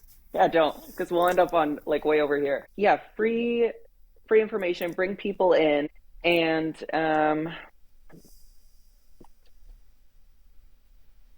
I think an air of fake it till you make it is something that I really took on too. I had to start, I read a book a long time ago, and it was kind of about getting yourself into that mindset of, I'm already there. Why are you smirking at me? Why are you smirking at me? Because we literally went through this with you. Where you literally, when you started coaching me, you're like, James, I feel like I'm like a fraud right now. I feel like I don't know what I'm doing. I'm like, no one knows what they're doing when I start coaching. Remember you told me that? And I explained to you. I'm like, there's no one that starts a business that knows what the fuck they're doing. You got to fake it till you make it, and you learn through teaching and doing. You know what I'm saying? And what had happened is that I feel like I did that exact thing with my business, and that's how I got my business to where it is. And then it was like kind of starting back from scratch with you, and also at the same time being on a much bigger platform where, like, you know, there's things like Reddit where people are like, and I'm looking over you too, so I'm like, if you make a mistake, I'm like, hey, you a little bit retarded. This girl, like, who the hell is she? And I'm kind of like, I promise I know what I'm doing. You're like, kinda. So kinda at that point. Yeah, now at that I do. point, now you really know what you're doing. Yeah, so but that's the whole point. I definitely admit to having that mindset in the middle of everything. But if you're looking on ways to grow your business, that's a good tip, is think and speak about your business, even if it was behind closed doors to you, where I was like, I have a bit of imposter syndrome. On the outside, you would never know that, because I have always talked about my business as if I am a client of my own, raving about it. Mm-hmm. No, that has gotten me to where I am. And even if when I started out, I had one client, like years and years and years ago, I had one client for the entire year. She paid $30 a month. That was it. But I talked about my business like it was the best damn thing since sliced bread. And I was like, I'm one of the top coaches. I'm amazing at doing this. I can help women who have just had babies lose weight. Like, I'm the best of the best. Like, let's go.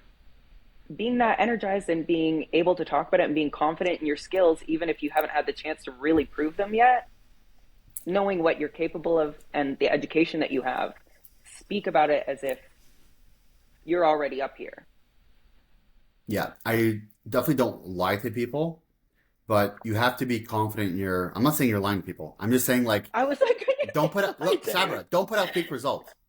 Oh my god. I'm joking. No, but yeah, you nailed that again. Like, you're very good at answering these questions to make me talk less, which I like, because then it'll look like we're sharing the podcast time together. And then I'm gonna go through the edit. And it's gonna be. I'm gonna go through the edit after. It's gonna be like, you talked 82%. I'm like, fuck. I even wrote the note. I think at the beginning you did. You had a long stretch. Yeah, I knew that was going to be on that point, because, you know, when we discussed the questions, you said you don't really know how to answer that, and I said, well, I already thought about the Ferrari thing, so we're going to go into it. But anyways, Ferraris. How do you grow your business? You can't be shy, and you got to meet people's faces. So I disagree when people, you know, knock on the people who are like, they've done one show and they want to be coaches, or they like, you know, they don't know, like, oh, this person doesn't know what they're doing, how they're taking clients. Like, no one, that's what I said before, no one knows what the fuck they're doing when they're starting anything. So, like, leave these people alone. Like, I don't care. Like, I never post anything about, you know, oh, this coach doesn't know what he's doing, and they just like, who cares? Like, people got to start somewhere. And then let's say that one coach did one show, right? Then they become a coach, and then they become a really good coach. No one's gonna fucking say shit about you anymore. You know what I'm saying? No one's like, oh, well, that person's a really good coach, so they, you know, they're a great coach, even though they only. I never competed ever. How the fuck did I become a coach? Yeah. I never did a show. I lost 140 pounds and I was bodybuilding, and I was looking really good when I was doing that, but I never competed a show. So maybe people were like, what did you know? How did you know how to coach people? You never even competed before. Okay, now look where I'm at now. So no one knows what the fuck they're doing. It's when they're starting off doing any business. So people that are very shy and are scared of failure are going to have a hard time being coached, because there's going to be times where you like, especially when you're starting off, where you don't have a lot of experience, where you're going to miss a show, or you fuck up an athlete, or someone leaves your team for, let's say, like, hey, I'm going to join this other team instead because they're better than you. Like, that is going to hurt, you know what I'm saying? But all of those things when you're starting off should motivate you to want to get better and learn, because the more you learn, the more knowledge you have, the more time you take teaching yourself how to do things, the better you're going to be, and the better your business is going to be, and the more you're going to grow, and the more confidence you're going to have in yourself. And when you have confidence based off of your own results and things that you've proven to yourself, then you're going to really thrive, because then you can do things with confidence, and people are going to see that aura in you, and you're like, oh, this person knows what they're doing. I'm talking to him. He knows what he's doing. I could feel that. You know what I'm saying? You can typically have an idea if someone's full of shit or not based on obviously their results, but also based on like how they're speaking to you. So some people are actually really good at faking it till they make it, and they never make it. You know what I'm saying? They actually end up making a lot of money being frauds. But I mean, you got to also be able to decipher and go back and see how good that person actually is based on the results, not just what they're telling you too. So, Well, I um, didn't mean, to clarify that, I didn't mean fake I'm that you not know talking. anything to, Yeah, yeah. You like start putting fake amount of wins on your it's not what profile, I and meant. I meant fake yeah, the confidence in your business. no, that's what I got too. Yeah, I didn't say put fake. Yes, Sabra's like, so you steal people's transformations and you post it on your You page. steal pictures, pretend they're yours. No, do not do Can't put that. me on a podcast. I'll say all the wrong things. No, it's fine. We're both Oh, we're a good balance for each other because well, actually, we don't balance each other at all. We're exactly the same. So yeah. I think people will appreciate the honesty and that we're just ourselves. Like I don't fucking care. Like I'm not all stuck up and have to be all appropriate. You know what? We are who we are, and we're a little bit retarded, and we accept it. It's not a big deal. It's beautiful. And you know what's funny actually is like Sabra's like a pretty. She's like part of Antifa actually. So no, joke. Sabra is very liberal in some senses, and I'm not very right In wing, but some. but I'm right center, and she's more like left center, and we're still like almost best friends.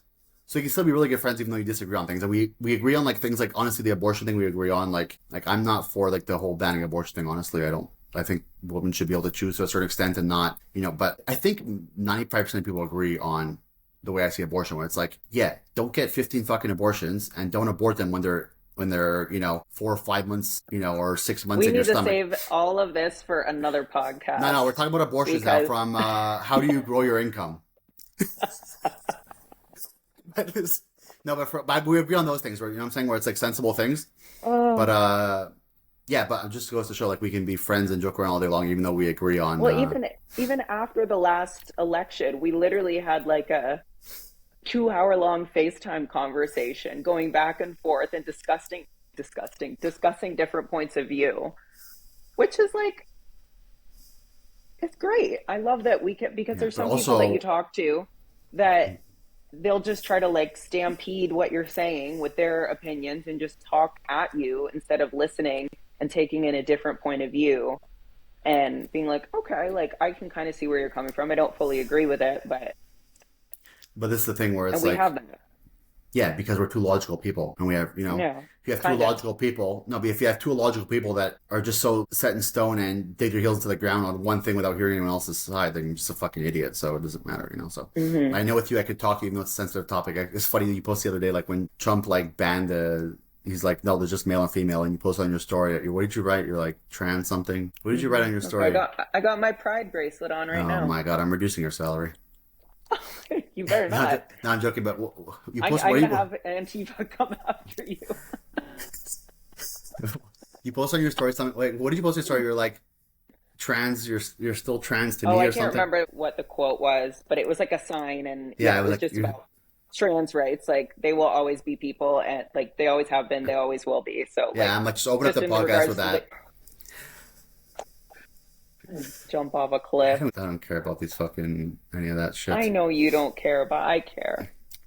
No, I'm not saying I don't care about trans people. I just this is we used to do everything logically. Like don't mutilate kids that are 3 years old and let people decide they're when they want to be 18 years old, let them do People, whatever the fuck they they just want. need to like, yeah, like why is this your concern? Like Gulf of America, I can't. Oh, that's fuck yeah, but it's fucking funny. You gotta admit, It it's is fucking fucking fun. funny. I That know. clip of when he says that, I'm sorry, but Hillary Clinton like busting out laughing in the audience, I was Wait, let me show you one thing. Actually, it was fucking hilarious. Oh, I don't think I'm gonna find it, but it was so fucking funny. It was like so I was watching. There's like a random. It was like Trump was on a comedy podcast, and it was like a 1 minute clip. I actually watched the podcast before, but it was just reminding me. He's on the podcast, and he goes, "You know what Biden has over me? It's a great advantage that he's just better at me at." He's like, "He can sleep anywhere. He can sleep." He's like, "I don't sleep," and he's like, and then he just shows him. He just shows a picture of him on a beach, and he's like, "Look, 82 years old in a." He's like, he goes like, someone told him it's a good idea to wear a bathing suit at 82 years old. Look at him, just laying on that beach chair that he can't even lift. As a president of the United States, getting for talk, I was so fucking funny. It was like he's just, oh my God, he's a an hilarious comedian. angel. Yeah, I know I you can love him. relate. Oh, Biden? Oh, I can sleep anywhere too. Ask Macy. Yeah, She I gets know. so mad at me because even at her shows, like I would literally just fall asleep sitting on a chair in between her shows, and she'd be like, I can't sleep. What are you That's such doing? like a I'm like, dad thing. You just like pass out. oh, I Like, do. how do you do that? I can't. Yeah, like mouth open too. I'm a mouth. Oh my God.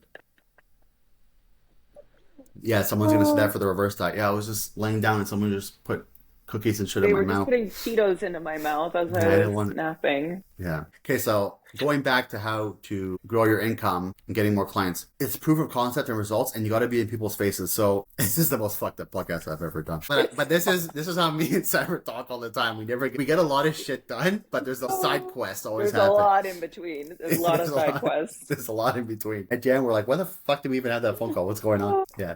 But yeah, so you need to be in people's faces. Like, you got to post, you got to remind people. You got to remind people. You got to keep reminding them. And you listen to people where they're coming up and they come out of nowhere and you're like, who the fuck is this guy? Like, he's so annoying, like posting these clients and messaging people. And like, you see him like doing the work, but you're like, what does he know? Like, what do they know? And then eventually, like a year, 2, 3 years later, they're still doing it. And then they actually have a lot of clients and they're actually like, you actually kind of respect them because you're like, wow, he actually hustled. And even though he had nothing, he was annoying as fuck, but he proved that, he eventually knew what he was doing, and then now he's actually has a decent sized business. So you got to be kind of annoying, honestly. You got to be posting, you got to post content, you got to put the work in, you got to be passionate, you got to be excited about it. You got to wake up in the morning, you're excited to grow your business and get new results and post a new thing. And if you had that in you, then you're gonna make it. If you're just coaching to try to make money and you don't really care, you're not gonna get anything done. You're not going to grow. It's like that for every business. You're never going to grow a business just by trying to pursue a dollar amount instead of actually trying to give value and put out quality to your clients. So try to put a lot of value to your clients and know in your heart of hearts that the client is paying you and you're giving back that value to them, not just, taking in that money. Like, you got to be like, this is what I would pay for this service and beyond. And then, then that means you have integrity and then you're going to be able to grow your business because the clients are going to be able to see through that anyways too, If you give them no value and you apply back 4 days later to the check-ins and you're unorganized and you're not answering them and they don't look good, like, you're not going to grow your business because people talk. You know what I'm saying? People are going to say, oh, this person's shit. And then also you're not going to get the results either at the post anyways. So if you're ever making any pros and you're not having good transformations, then you have no proof of concept and people are going to see that. So if you're constantly posting different athletes like I do, I post these transformations almost everywhere. It's like, people are like, holy fuck, like, there's hundreds of girls and they all look good and they didn't start off by looking good. Then it just sells itself. You know what I mean? But you got to put in the work to get to that point. So when I was first started off as a coach or whatever, Instagram stuff wasn't as big then. I had social media, but it wasn't like as crazy, but it was more local. This was before the Canadian and US side kind of came together. And everything was kind of like you were like a coach, but it was like all local. Like everyone would compete in your province or your state or whatever, and you wouldn't be like traveling all over the place. And so I was at a gym and almost every 2 days I had like 5 clients. I would go to like Staples, print out a new transformation that I made with the same client, remove the old one and put a new one on my door, just as they were progressing. I spent so much money just doing this, but it was like people would come and my whole door in the front would be like full of these transformations of the 5 clients I had.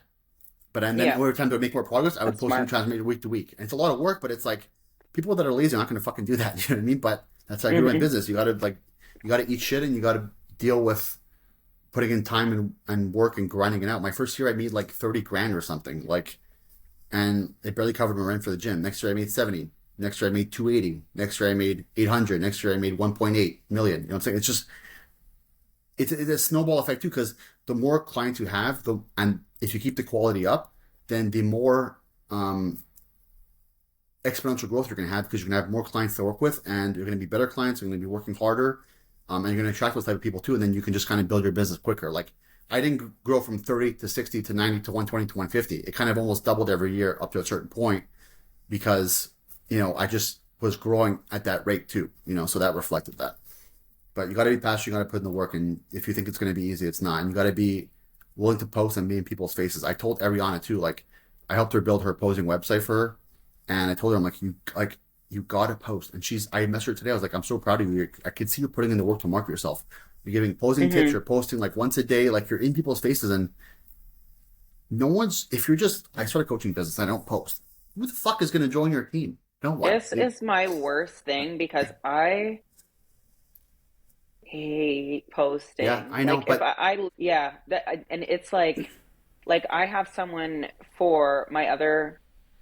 she lifts who does puts out all of my posts for me. I tell them what to post, so I have someone who does that because I just can't, unless it's like about my kids. Terrible with posting, Yeah, I but know it is it's necessary. tough It because is. it's like you got Yeah. to sell yourself. But Victoria sucks at Yeah. posting too. You know what I'm saying, but that's why I actually love marketing. I love marketing. It's one of my favorite things to do in my life.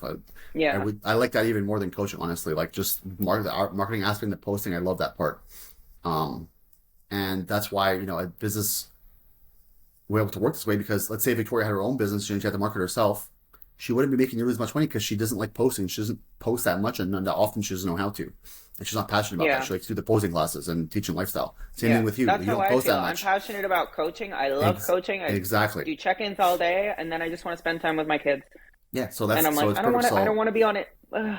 yeah. So I can help market you and you're doing your own coaching and it's just kind of like Yeah. a It's teamwork. a But good everyone little has their strengths dynamic. and Yeah. weaknesses. Everyone has their strengths and weaknesses. But when you're starting off, I was telling um, one of my friends, she has like a lash business and she was like, hey, like what do you think, should I buy this person's like ebook for $3,000 in this like course and like kind of try to remake it and sell it? I'm like, listen, right now you don't have money to do this, but you have a lot of time. I say Hmm. when you first start off, right, you have an infinite amount of time and you have no money when you start off a business. Typically that's how it starts. Use your time, okay, and don't use your money. Use your time to grow Hmm. your business, and then eventually you get to a certain point. Then you have more money than you have time, and that's when you start hiring people. That's in the position where I'm in, where it's like I don't have an extra second in my day to do anything, so that's why I gotta hire Claire, I gotta hire you, I gotta hire Victoria, I gotta hire Lena, I gotta hire Lahan, I gotta hire people. That's how business grows because the person that's running it eventually has more money than they have time, and then they have to understand that you have to delegate tasks in order to grow your business. So start off where you have Hmm. time and you don't have money. Grow your business by using all your time, and then at a certain point you're going to be like, okay, like I have enough money to be able to hire someone to do these simpler tasks for me that I don't have time to do at a lower rate than my time is worth. So as a business owner, Hmm. you want to hire people at a lower rate than your time is worth for you to do the task yourself. That's just how every business is ran. You think Elon Musk is at these factories installing the windows on his cars? No, he's there building the Yeah. I plans. think he built my Tesla Yeah, on exactly. his No, hands and needs. but Knees. when he started though, he said he was literally living in the factory and like he was there 24 hours a day and like building the cars and being all involved in that. And now he cannot physically do that, so now he uses his money to hire people, and that's what grow a business. So use your Yeah. time, work like an animal, like a dog, like at the start. Put everything into it, and then eventually don't hold back on that. But then use your time is going to be used for other things like growing your business in different ways. But at the start, you're going to be grinding. I You're going to eat a lot of shit. at the beginning too put so much time and effort into giving really getting to know in this business, getting to know your clients and connecting with them and building good relationships because ultimately at the beginning word of mouth Mhm. is going to be the biggest driver of your initial success. So Especially on a if small you scale. and Yeah, it's and on a small scale, yeah, and get started. also it's to be cheesy, but it's so rewarding as a coach. Like there's no sense in you don't get into this job just because you think it's going to be easy and because you think you're going to be mega successful right off the bat. Like that's just nobody gets into it for that. You're changing people's lives, especially if it's lifestyle and it's a business where they're just starting, or if it's coaching for bikini, you are helping them achieve one of their biggest goals that they're putting time into every single day in and day out, from what they eat, drink, whatever. So connecting with them, getting to know them, and building a good relationship with your clients, when you have all that time at the beginning, do that. It'll be rewarding for you and for your business. And keep your clients too. Like keep evolving, keep learning. Like let's say, man, how many Hmm. documents do you have now? We have 700 PDF documents covering everything, but it's like we learn and I change things. Like I just changed how we did consultations in December. Hmm. Um, I spoke to you guys about it yesterday, and we were able to bring in a significant amount of money, being Claire, but the way we do consultations from the last 2 months that we would have lost out on if we didn't do it the new way that we do it. And that's part of being a business owner and adapting and seeing where there's weaknesses in the business and then fixing them and problem solving and then, making them strengths. So that's what you got to do as a business owner. And also like keep your clients like adjust, stop thinking you know everything. I still don't know everything. I Hmm. still learn every day. I'm still open to ideas. I ask you guys, hey, what do you guys think about this? What do you guys think about this? Like, and then I adjust and as a business owner and someone who wants to expand and continue growing, you got to keep learning. Stop thinking you know everything. You don't. You never will. If you ever think you'll know everything about anything, you're wrong. You can be an expert at something, but you still got to keep learning no matter what you're doing. So Hmm. be open to learning and be open to um, continuing to gain knowledge and going through the process and troubleshooting and being like, fuck, maybe I could have made that person look better. What could I have done differently? Go back, like take the time to go through things and understand where, you need to fix things. Let's say you're good at coaching someone all the way through and you're not good at peaking them. Focus on like, how am I going to peak people better? Like go through troubleshoot things. You got to figure out and then you'll be good at everything eventually. You know what I'm saying? And eventually Yeah. you'll be amazing at everything, but you still won't know everything. And you got to keep Yeah. making everything better a little bit at a time. So a couple more questions here. Someone said, how do you skin prep for a show tan? We have like a whole document that's, oh my God, I spent so much time on this. It's insane because tanning is really important, but you got to have nice skin. You got to moisturize your body. We have so many in-depth details on how to do this, but I can't really give our secrets away right now. But we have like protocols. I did everything with a dermatologist where it's like you have certain type of bumps or rashes or this word I always fuck up this word folliculitis on your glutes and your hamstrings. We have different protocols to fix that because like the tan and skin quality and texture and smoothness make a big difference on the stage. It's the overall presentation. So you need to find a coach and someone who understands how to get your tan perfect. And a lot of it's genetic based too. Like some girls just have nicer skin than others, but there's definitely steps you can always do to improve your tan and the quality of your skin. If you're not moisturizing your whole body every day as a woman, like I don't know what to tell you. Exfoliate. Yeah. You gotta exfoliate before a tan too. Take pride in your skin in the off season too. Moisturize your whole body every day. You know what I'm saying? Like keep good hygiene. Oh my God. Good tip. Do not get a sunburn before close to a show. Stay out of the sun for like 3+ weeks. And don't like wax like you can wax like inside your bum, but don't wax like your butt cheeks like one California show because it like could take like a layer of skin off of your bum. We had an athlete like that. Yeah, and it took the whole skin like a little layer, and you didn't see it until they put a tan on, and then you're like, "What the fuck is this?" Oh Yeah, no. it's not fun. Yeah. Oh, Couple more. So, what are your client icks? client icks. I like this one. I don't really have any icks per se. I don't know. Like things that will irritate me Yeah, is if I tell you something simple that is needing to be corrected, whether it's something about the way that you're submitting your photos improperly, or there's something that you need to change in your check-in questionnaire that you submit with us, or if I make a posing correction. I understand that kind of thing takes a it bit more could be a time. bit harder. But if I'm making the same corrections and I have to tell you the same things over and over and over and over that are simple things, that drives me a little bit insane because it's at that point you have invested your money and your time into doing this, and respect our time too, where send things properly and make the small corrections so that I can just focus on bringing The coaching my aspect of not knowledge. having to repeat yourself Yeah. 15 times. Instead of me being like, okay, this is still wrong. Like, please correct this. Please remember to do this. Please take this out of here. I can just focus on making you your best because that's what I'm there to do. Yeah. So that's one. And then I would say another one is absolutely invite curiosity. And I love people who want to learn, but at the same time, asking questions constantly about the changes that we're making in a way where it's almost, there's a difference between, hey, can you kind of explain like why we're doing this? I'm just interested, versus I think that we should do this. Like, I think I should be eating more. I think like, why are you not putting me on this cardio? Why am I doing this? Why am I doing that? Yeah. And you're just like, it's the same concept of, I'm not here to teach you how to coach yourself. I'm here to coach you to be your best. So if, like I said, I invite a bit of curiosity because I think that's good for athletes to know, like to want to, if they have questions, ask, but not in a way where it's like, It's like, for example, trying to change. there was something where it's like, let's say you tell an athlete, hey, we're going to, if it has happened before, it's like, hey, I'm going to reduce your food this week. And like, no, I want to do another week with the same amount of food. It's like, well, no.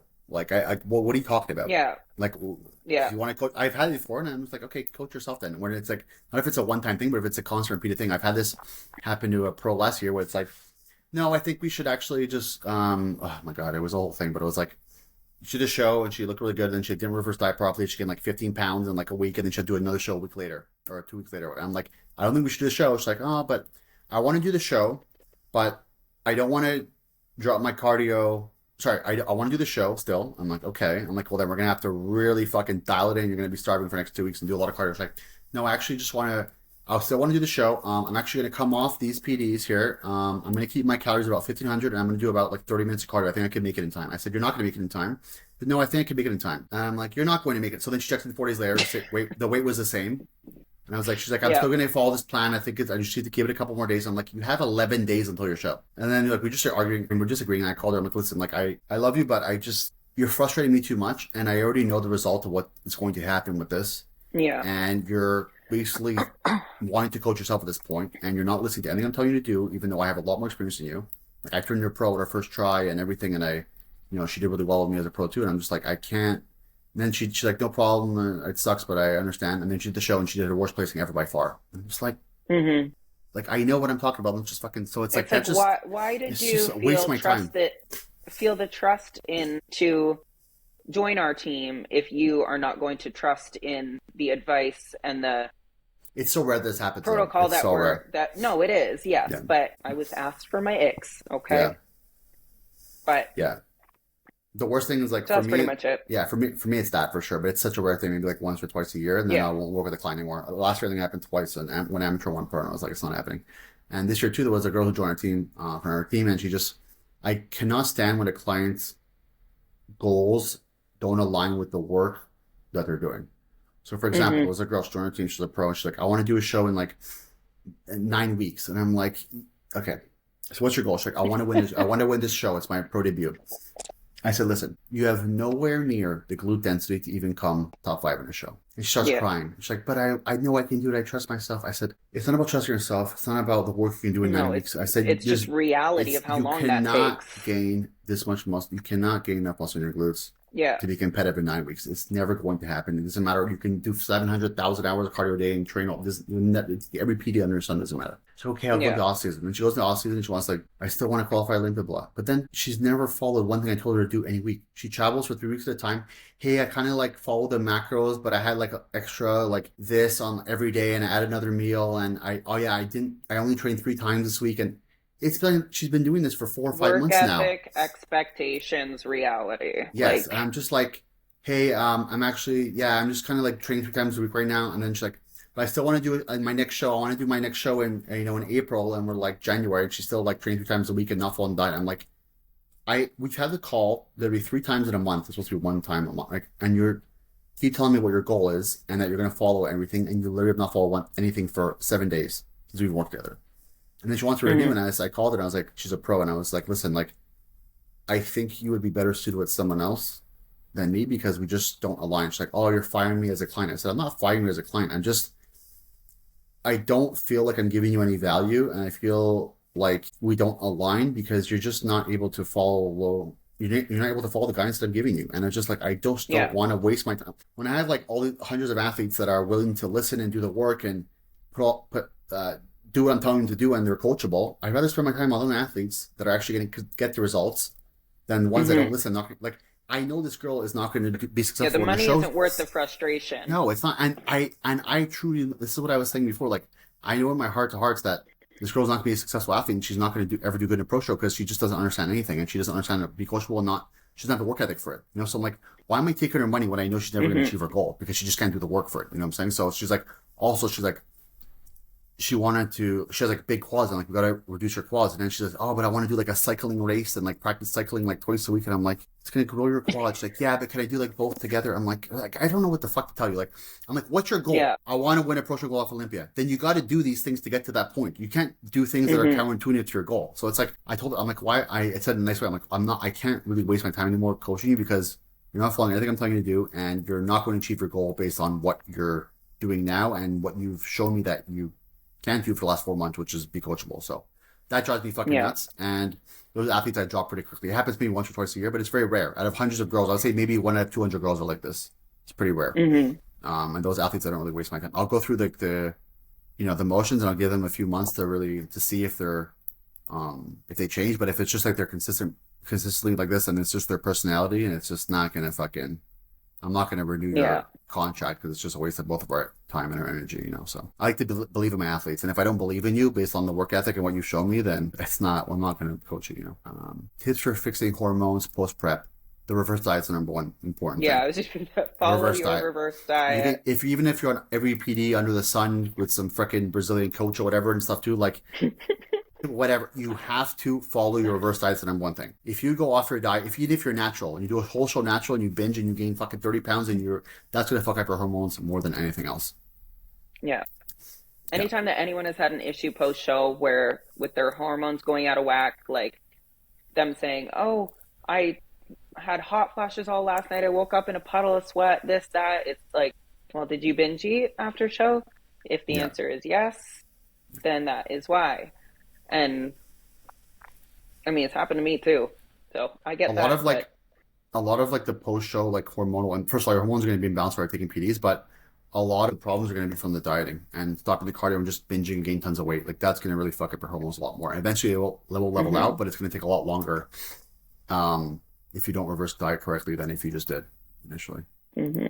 And last question, Spirit, for you. I don't have a good answer to this. So, biggest challenges in prep as a mother? Ooh, everything. Energy levels, patience. Those are the biggest things because especially when, every time I've prepped, except for the first time where I prepped myself for those 11 weeks, like way back in 2018, every time I've prepped, it's just been me and the girls. So, sometimes if I'm deep into prep by the end of, when the kids get home from school, I've just worked all day. I've gone to the gym. I've done half my cardio. I do the other half in the evening after I put them to bed. They want me to play with them or take them to the park or whatever. And I'm just like, I've been up since 5:30, wake up, work, make lunches, make breakfast, take them to school, come back, work, go to the gym, come home, shower, pick them up, make them dinner. I'm done by the time they got home. And when you're in such a deficit, you're so exhausted already. Trying to keep up with them and have patience with them had to have been the most difficult. And it made me honestly feel like a terrible mother sometimes, where it was like, mommy cannot take you to the park. Like, I am so tired. I just want to lay on the couch. That was probably the most challenging thing. And Especially as a single mother, it's definitely much more challenging. And oh with no yeah, family because around. it's that. Even there were some times where it was like, I wish I just had someone there to be like, can you tuck them into bed for me at least? I'm done. But so doing those things and still showing up for them was definitely the hardest part. I was going to say food, but that honestly wasn't that hard because they are my little weirdos. They love prep food. So You're the funniest fucking Audrey kids. loves. Her little kid, how old is she, Kaya? Kaya is 7. She's literally Sabra's twin. It's so damn funny to seeing this little kid. She's She's my so damn mini-me. cute. She's so pretty and She's cute and like crazy. funny and like just the shit she does. And she's just exactly you as a 7-year-old. It's so funny. She is. She might be a little bit more crazy, but Yeah, but also probably not, because behind closed doors, I'm equally as crazy. So yeah, she's such a freaking funny kid. But yeah, I mean, I definitely see that patience thing, how that can, take a toll on you because it's like they're kind of nagging you all the time and, they want attention and this, and you're just so exhausted. It's like, holy shit, but you are the best mother. Your kids like love you. I don't blame them. You're always doing nice things for them and you're always like, you put them as a priority all the time, which is good. But you also have to get the work done. But you're very efficient in everything you're doing. You're very effective in everything you do. So you put passion and time into everything. You're very good at time management. So that's an important part of it. Well, I think part of that too is, we've talked where I don't really foresee myself competing again. I'm not 100%, but I always never say never. And that's exactly why, is because time management for me, I've achieved my goal, got top 10 in my first pro show, and I'm kind of like, maybe one day I'll try it again. But for now, I want to prioritize my time where I have the energy that I can put into my athletes, because that's what I really love most. I love coaching more than I think I love competing. And so I want to be able to give all my time and energy in my workday to them, and then all the rest of my energy and my time to my kids. And so different Like even kind of right time now, you said management, we have until 2:30 because then you got to go pick up your kids from school. So but so we made it work. time management, we Yeah. made it work. All right, Sabra. I really had fun with you on this podcast. So people get to kind of just see how Me we are too. together all the time. But that's why I bring you to shows and we hang out and talk all the time because They're going to be like, it's it's so fun. chaotic. They never need to do another podcast together again. They're gonna be like, how do these people run a successful business? They're so retarded. That's how you build a business. You got to be No, retarded. literally. We're I'd be a bit both. psychotic. Yeah, you gotta have fun. Anyways, so let you go pick up your kids from school, and I'll talk to you soon. But we'll definitely do this again. So, if you guys have any comments or Yes. questions on this podcast, if you enjoyed it, let us know in the comments below on Instagram or YouTube. And if you're not able to afford my coaching prices, then I would definitely 100% go in and have Sabra as your coach with our bronze package here because it's my old pricing. It's very reasonable and it's going to be the best coach you've ever had, besides me, obviously. But I'll be in the chat. Besides- Yeah, no, but for real, like you're really good, you're well trained, and you know exactly what you're doing, and I really trust you. And I'm overseeing anything too, but I'm not really making any corrections anymore because you really know what you're doing and you've taken the time to learn. Thank you. The last 3.5 years, you've taken the time to learn, and you're getting really good at your craft now, and I'm very proud and impressed with you. Oh, well, thanks. Yeah. All Best I'll talk. mentor. You're very thanks. All right, we're not gonna start making this gay at the end, okay? Oh, do you want to cry? Should we cry now? I'm gonna have to put Do you something want on to my fridge. schedule our cry in? Yeah, well, schedule a cry for 3:45 to 3:49. We'll start small, like 3-minute sections, and then we'll prolong it. We'll work you up. Yeah. Okay. All right, I'll talk to you soon. Have a good day. Thanks, guys, for tuning in. I appreciate it. Bye.